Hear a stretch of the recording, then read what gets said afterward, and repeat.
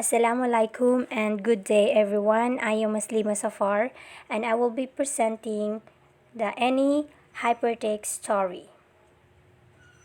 So let's move forward for the definition of the hypertext story. The term hypertext was coined in 1963 by Theodore Nelson. His definition is hypertext means form of writing which branch of perform on request. They are best presented on computer display screens. Discrete or chunk style hypertext consists of separate pieces of text connected by link according to Wardy Fruin 2004. So another one is hypertext text is a text display on computer or other electronic devices with reference hyperlink to the other text that the reader can immediately access, usually by the mouse or keypress sequence. The etymology of the word hypertext reveal an interesting insight into hypertext fiction. The prefix hyper comes from the Greek meaning over or above. It has common origin with the English word super, which signifies the overcoming of the old linear contents of the linear text. The use of word hypermedia or is more accurate.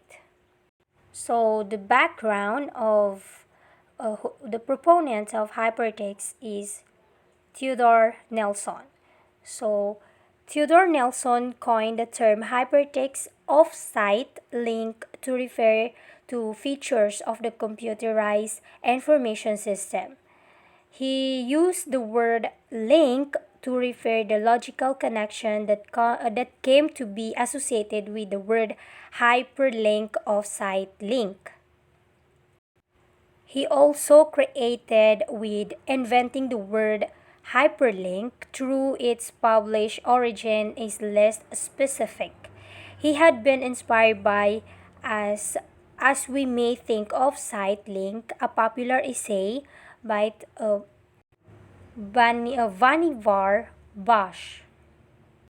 Moving forward for the overview of hypertext, hypertext fiction is a genre of electronic literature characterized by the use of hypertext link which provide a new context of non-linearity in literature and reader interaction. The reader typically chooses link to move from one node of text to the next and in this fashion arranges the story from deeper pool of potential stories according to Bishop J 2009.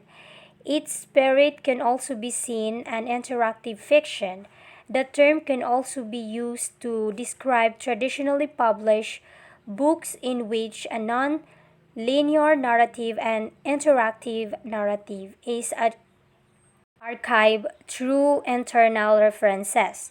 The view hypertext as the threat to the overall integrity of literature because most everyone without any training or editing can post hypertext poetry or fiction even if their work does not include any traditional convention.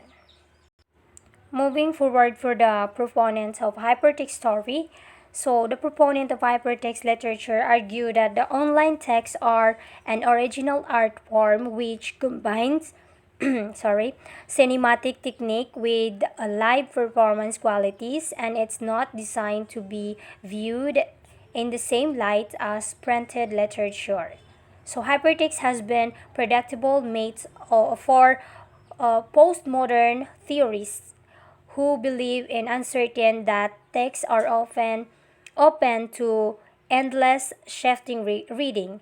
The nature of hypertext embodies uncertain by turning its background or traditional uses of point of view, voice, and sense of closure. So the postmodernists have been successful in establishing a connection between the new genre of hypertext and the accepted school of postmodern literary thought.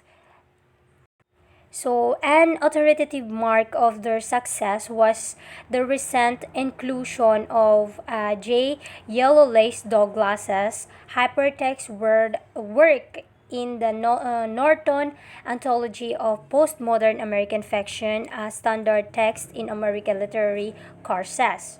So Megan Kerr clearly articulates the role hypertext fiction play in postmodernism.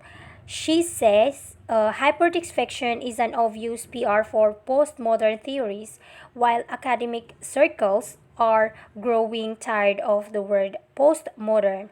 Hypertext it is ultimate shown and tell. Okay, so here are the sample of Hypertext Story. Afternoon, a story by Michael Joyce, is considered to be the first recognized hypertext novel published in 1987 by Astegate System. It was created on StorySpace software. But, however, the link are no longer found in the internet or in the website, maybe because the website were put into privately. So uh, I did not found it anymore. So I'm sorry for that. But anyway, when you found a link of the afternoon or the other hypertext story, by just clicking that link, you can read it. So the review of Hypertext Story. A classical electronic fiction afternoon is required reading, complex and richly imagined. This is the story of Peter, a technical writer who in a reading begins his afternoon with a terrible suspicion that the wrecked car he saw hours earlier might have belonged to his former wife. Afternoon was first shown to the public as demonstration of the hypertext authoring system, Story Space, announced in 1987 at the first associated with the computing machinery hypertext conference in a paper by Michael Joyce and J. David Walter.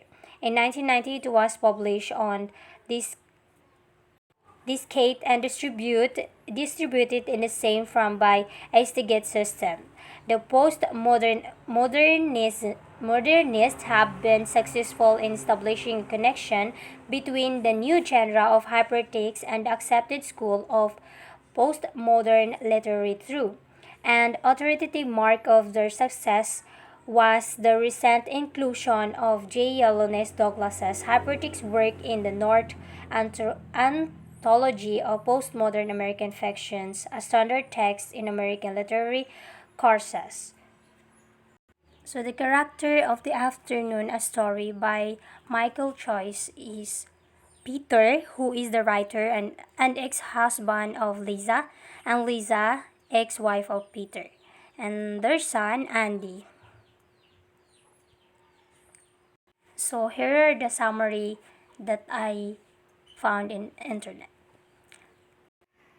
The story features a homodiegetic narrator, Peter, who, so the narrative suggests, has lost his son in car accident. Peter is deeply distributed by his personal bereavement, his feeling of guilt and field responsibility, and his general inability to come to terms in his existential situation as well as his social environment. So Peter is a technical writer who has recently been divorced from his wife Lisa.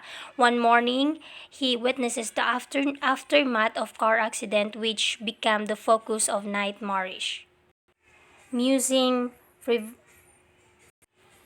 rewinding the whole novel.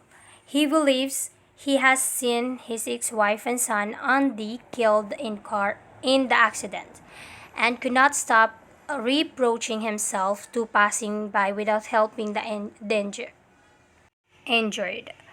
Paradoxically, Peter finds himself incapable of fantasizing. Peter is stuck in the mental cul-de-sac. He is numbed by feeling of guilt, jealousy, and inertia. So here, so that will be all for my report. Thank you for listening.